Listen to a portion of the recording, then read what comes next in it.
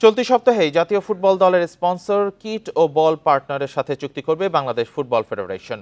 বাফুফের marketing ও digital মিডিয়ার chairman জানিয়েছেন, সভাপতির অনুমতি পেলেই হবে আনুষ্ঠানিক ঘোষণা। নতুন যুগে প্রবেশের অপেক্ষায় বাংলাদেশের ফুটবল। স্পন্সর, কিট ও বল পার্টনারের সঙ্গে চুক্তির সবকিছুই প্রায় চূড়ান্ত। হামজা চৌধুরীর অন্তর্ভুক্তিতে ব্র্যান্ড ভ্যালু বেড়েছে বাংলাদেশের ফুটবলের। স্যাম্পলগুলি আমাদের মেয়ে প্লেয়ারদের আমরা দিয়েছি, একটা পুরুষ টিমকেও দেওয়া হয়েছিল।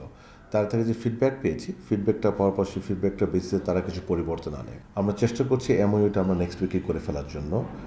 সম্মানিত সভাপতির আগমনের ডেটটা আমরা জানি না, আমরা চাচ্ছি যে ওনাকে নিয়েই করতে। গুঞ্জন আছে মূল স্পন্সর ও কিট পার্টনার হতে যাচ্ছে দেশি কোম্পানি, আর বলের যোগান দেবে জাপানি একটি কোম্পানি। যে আমাদের ক্লাবস, আমাদের ডিস্ট্রিক্টস, সব জায়গায় যদি আমরা কোথাও একটা বল দিতাম, আমরা এবার চেষ্টা করবো দুটো বল দেওয়ার জন্য। সো আমরা নাম্বার অফ বল টু দ্য স্টেক হোল্ডার্সটা একটা ভালোভাবে ইনক্রিজ করতে চাই। জাপানিজ একটি কোম্পানির সাথে চূড়ান্ত পর্যায়ে আছি আপাতত। তাদের সাথে আমাদের সকল সদস্যের প্রেফারেন্স সেটাই ছিল। কোন জার্সিতে অভিষেক হবে হামজার তা জানাতে একটু বেশি সময় নিয়ে ফেলল বাফুফে। কথা ছিল জানুয়ারিতেই চূড়ান্ত হবে সব। একটু দেরিতে হলেও বাফুফে আর সময় নিতে রাজি নয়। পিয়াস সাহা, ইন্ডিপেন্ডেন্ট নিউজ, ঢাকা।